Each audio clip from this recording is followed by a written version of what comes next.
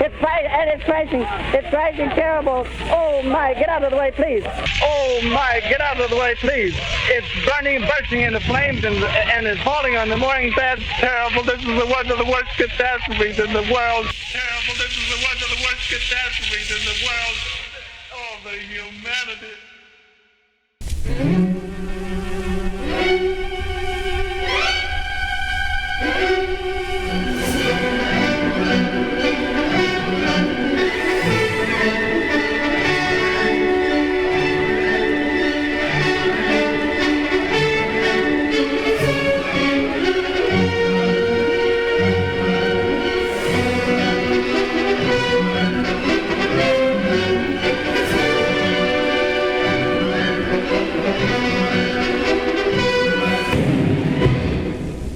How do you do, everyone? We're greeting you now from the Naval Air Base at Lakehurst, New Jersey, from which point we're going to bring you a description of the landing of the mammoth airship Hindenburg, which was due here in America this morning at dawn, completing the first transatlantic crossing of the 1937 season. Charlie Nielsen, one of our WLS engineers, is here at my side working the controls. We both flew down from Chicago yesterday afternoon aboard one of the giant new 21-passenger flagships of American Airlines. It took us only 3 hours, 55 minutes to fly non-stop from Chicago to New York. When we landed at Newark, we found another flagship of American Airlines waiting to take us to Lakehurst with our equipment when we were ready to go. And incidentally, American Airlines is the only airline in the United States which makes connections with the Hindenburg. And as we came in for a landing on the runway of the field here at Lakehurst, we could easily see that a great event was about to take place.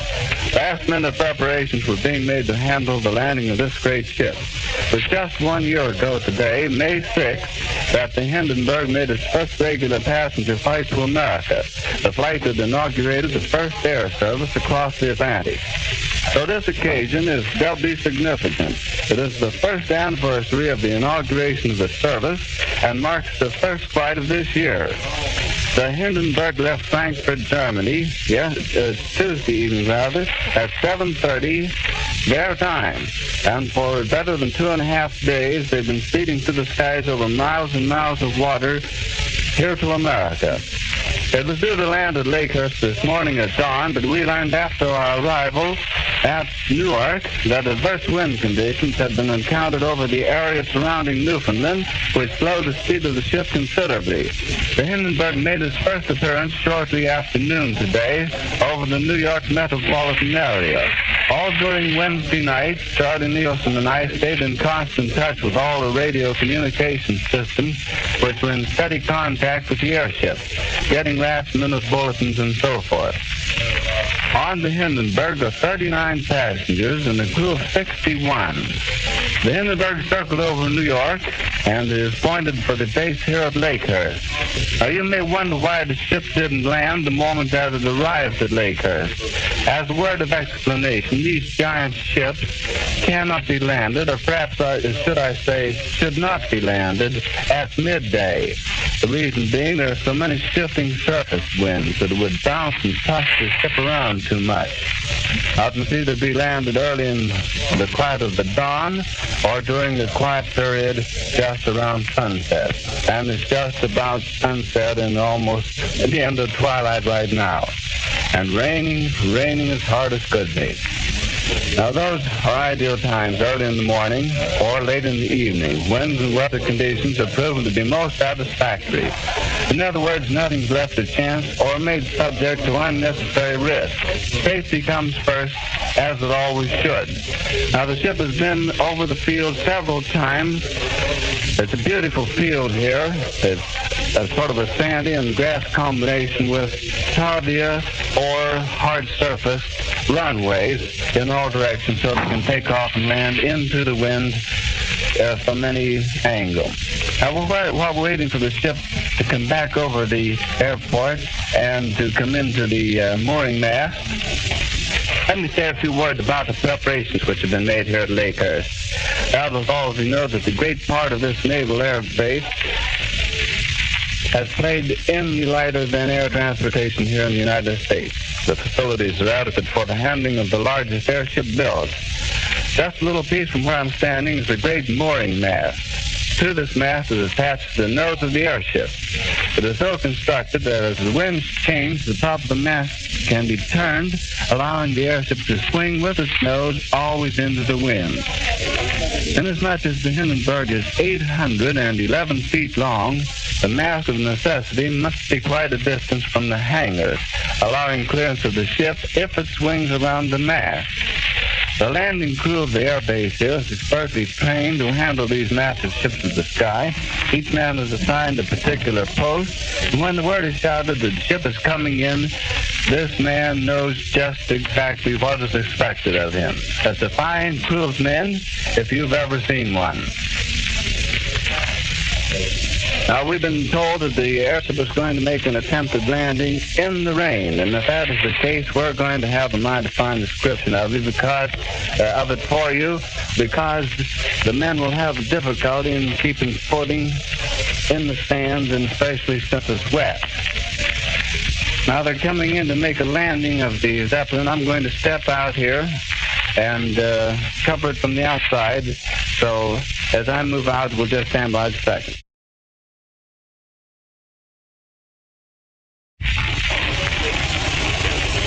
Well, here it comes, ladies and gentlemen. We're out now outside of the hangar, and what a great sight it is. A thrilling one.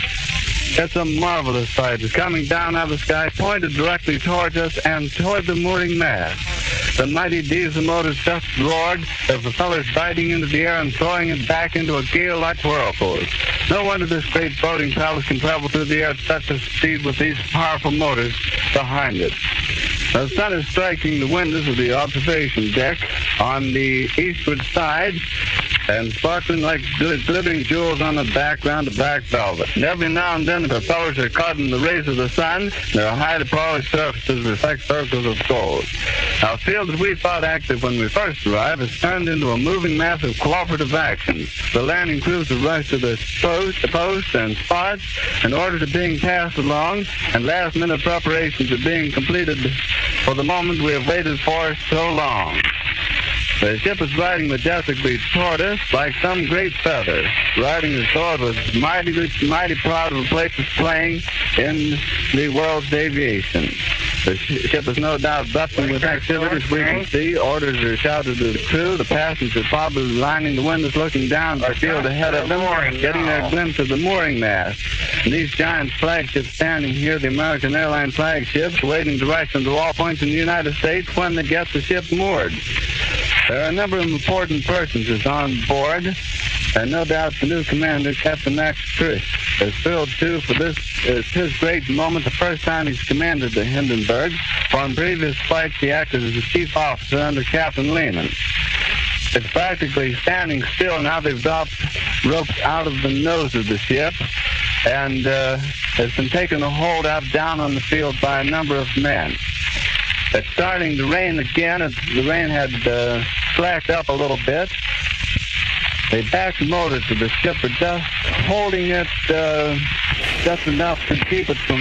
It burst into flame. It burst into flame and it's falling. It's crashing. Watch it. Watch it. Get out of the way. Get out of the way. Get this started. Get this started. It's fighting and it's crashing. It's crashing terrible. Oh, my. Get out of the way, please. It's burning, bursting into flames and it's falling on the mooring mast and all the folks between it. This is terrible. This is one of the worst catastrophes in the world. Oh, it's the space is 400 or 500 feet into the sky, and it's a terrific crash, ladies and gentlemen. The smoke and the flames now, and the flame is crashing to the ground, not quite to the mooring mast. All the humanity and all the passengers screaming around here. I don't do it. I can't even talk to people. His friends are on there. I can't talk, ladies and gentlemen. Honest, it's just laying down massive smoking wreckage. And everybody can hardly breathe and talk and screaming. Lady, I'm sorry. Honestly, I can hardly breathe.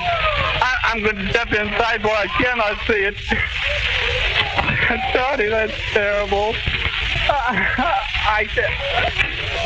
Listen, folks, I'm going to have to stop for a minute because I've lost some voice. This is the worst thing I've ever witnessed. I've lost my breath several times during this exciting moment here. Will you pardon me just a moment? I'm not going to stop talking. I'm just going to swallow several times until I can keep on. I couldn't talk when I started. I hope that it isn't as bad as I made it sound there at the very beginning. Now, when I get my breath, I'm going to check and see if there are any more saved out of it. All right, Todd, will you please fade it out now and just that way.